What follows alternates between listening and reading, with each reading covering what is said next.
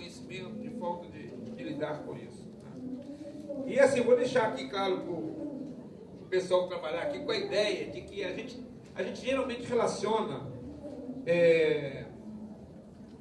o padrão ou o nível de escolarização, de educação de um povo, e aí pensando em educação escolarizada, para facilitar, e o desenvolvimento econômico. Se fosse assim, o Brasil também não teria chegado à potência econômica que é hoje. Né? Existe uma relação evidente, mas a gente tem que relativizar isso. O mundo da crise econômica tem regras próprias. Né? Não é à toa que a crise hoje é porque o sistema... Nós saímos do mundo da produção para o mundo do capitalismo financeiro, que é outro mundo, é outro lugar. A crise pode acontecer independente da materialidade qualquer. São relações virtuais, inclusive. Né? Então, assim, você pode ter um povo extremamente educado, entre aspas, né? E esse povo entrar numa grande falência econômica. Isso é passível. E vice-versa. Né? Então, a gente às vezes discute que, e é uma relação falsa para terminar, há uma discussão assim, nós temos uma grande desigualdade econômica no Brasil. É fato. Né? Hoje, o que aconteceu recentemente no Brasil é um fenômeno. Né? Quem assistiu ao Palestra de Manhã, isso é um fato. Nós temos acompanhado quantos milhões de pessoas mudaram de classe, né? Assim, dentro do parâmetro hoje que é estabelecido. Quantas pessoas entraram na classe média, que parecia que ia sumir no Brasil. Né? Houve uma época que a classe média parecia que ia sumir. De repente, alguma coisa aconteceu. Né? E hoje nós temos a maioria da população com classe média aqui, que é caracterizado como renda. Né? Mas nós temos no Brasil uma correlação, mas totalmente diferente do que são as desigualdades educacionais e de escolarização. Né? Que talvez um maior drama ainda do que o econômico. Né? Não existe, evidentemente, uma alta correlação entre o poder econômico e o processo educativo, de formação, mas são dois mundos também diferentes. Nós podemos ter coisas surpreendentes nisso. E as desigualdades educacionais, elas não evocam simplesmente as desigualdades econômicas. Elas são correlacionadas, mas elas têm um mundo próprio. E aí a gente consegue entender que é alguma coisa assim, né? Eu posso ter muita escolarização e cada vez mais nós vivemos num sistema, numa sociedade, onde inclusive a supereducação pode trazer problemas para o indivíduo e para a sociedade. Então existe uma complexidade nisso. É um sistema que não foi capaz de potencializar a formação humana na direção do desenvolvimento individual e coletivo. Então, estabeleceu essas diria, complicações de difícil análise, e nós podemos aproximar delas, mas jamais, ainda não somos capazes de dominá-las. Eu penso que as primeiras questões estão um pouco relacionadas com o mercado de trabalho.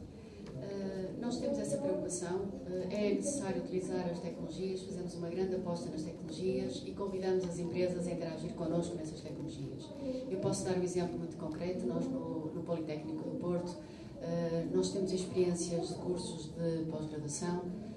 Por exemplo, são 10 módulos. Em cada módulo nós temos uma empresa a trabalhar connosco, portanto temos 10 empresas a trabalhar connosco no mínimo, porque há módulos onde temos mais empresas. As empresas aparecem nas nossas sessões presenciais. Nós temos sessões presenciais e sessões à distância.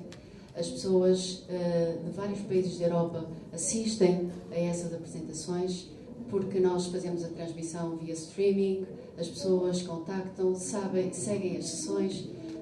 Os nossos apresentadores são pessoas de topo da gestão, de topo das empresas, e têm a finalidade de partilhar a experiência deles na matéria em que os alunos estão a trabalhar.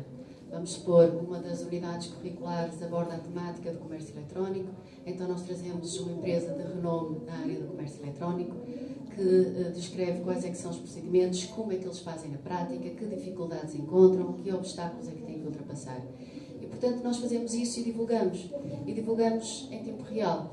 Não temos só os alunos que pertencem àquele curso específico a participar, temos alunos principalmente da Europa, mas quem sabe venhamos a ter também em outros continentes e do Brasil, porque não, que participam connosco porque seguem via streaming, utilizando a tecnologia internet, que cada vez mais está acessível a todos. As pessoas seguem no Twitter, colocam questões. Normalmente o que nós fazemos, tem alguém que é responsável, que vai sempre transmitindo o que é que se está a passar, vai sempre escrevendo, portanto as pessoas podem acompanhar por streaming, por Facebook, por Twitter, e colocam as suas questões. Portanto, fazemos um debate aberto. A pós-graduação que eu estou a falar, neste caso particular, é uma pós-graduação que tem um conjunto de alunos que normalmente frequentam essas sessões presenciais e à distância, mas essencialmente nas ações onde nós temos um colaborador, um convidado, são abertas, não é preciso as pessoas estarem inscritas em qualquer formação. As pessoas participam. É uma aula que nós denominamos de aulas abertas. E, portanto, os nossos convidados têm questões que são colocadas dentro da sala onde está a ser apresentada, mas também nós recebemos, não por papel, mas recebemos pelo Facebook ou pelo Twitter e vamos colocando as questões aos nossos intervenientes. São pessoas das empresas que têm muito a partilhar connosco e para também os nossos próprios alunos perceberem que aquilo que estão a estudar tem importância no mundo do trabalho, tem uma aplicação prática e para eles isto é muito importante. Por outro lado, referindo na formação, na apropriação das tecnologias em contexto de trabalho, nós também temos essa preocupação da formação nas próprias empresas.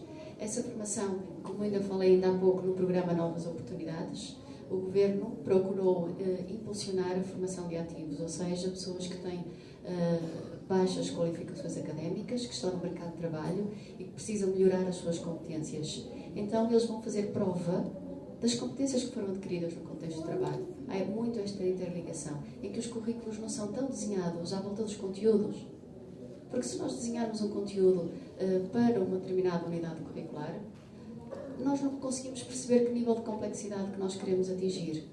Então, o desenvolvimento dos conteúdos, segundo o processo de Bolonha, direciona para os resultados da aprendizagem. Eu quero estes resultados da aprendizagem. É estes resultados que os empregadores estão a precisar neste momento. Então, como é que eu vou criar estratégias de aprendizagem para alcançar esses objetivos? Portanto, são cada vez mais, é o mercado de trabalho que define os objetivos que são necessários atingir. Que competências são necessárias desenvolver?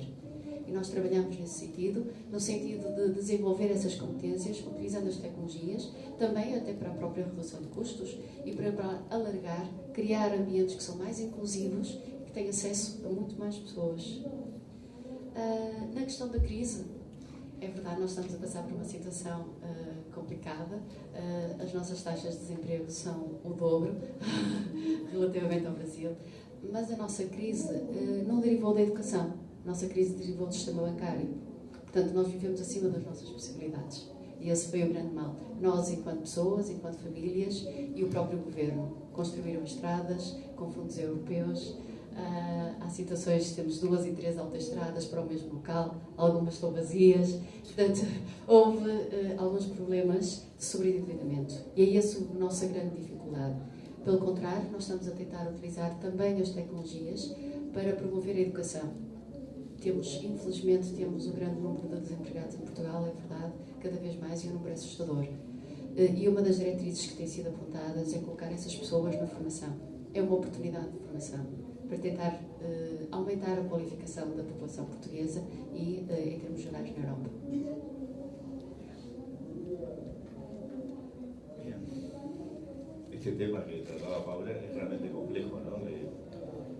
Se dice, no sé si es bueno o malo, pero se dice que la ciudad más europea de América Latina es Buenos Aires.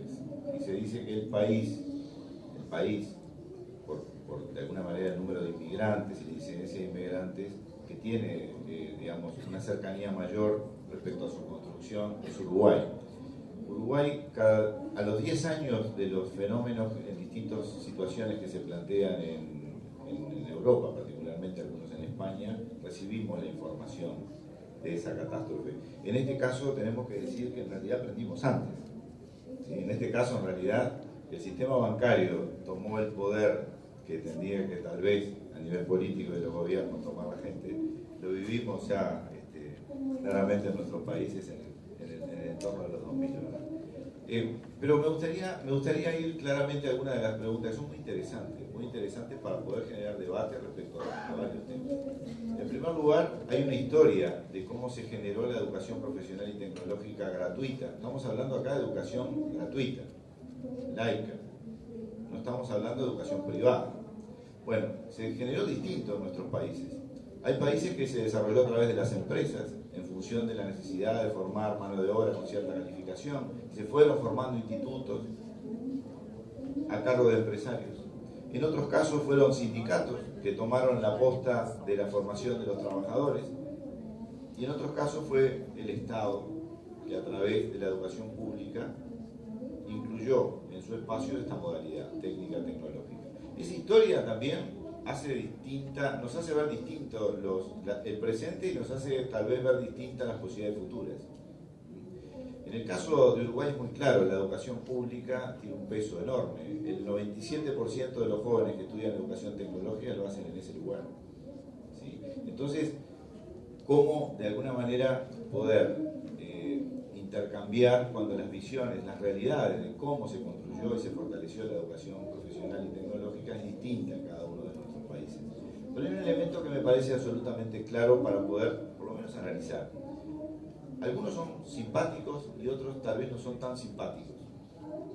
En primer lugar, ya no alcanza con que estudien las personas que van a ocupar los cargos de supervisión y gerenciamiento. Modelo que claramente la nueva organización del trabajo, la nueva distribución del trabajo y además las expectativas que tienen nuestras sociedades de qué lugar ocupar en ellas, hacen que la educación tiene que llegar a todos. Antes era más sencillo, tal vez, para quienes organizaban estas cosas, no la educación, cómo funcionaba en nuestros países, que algunos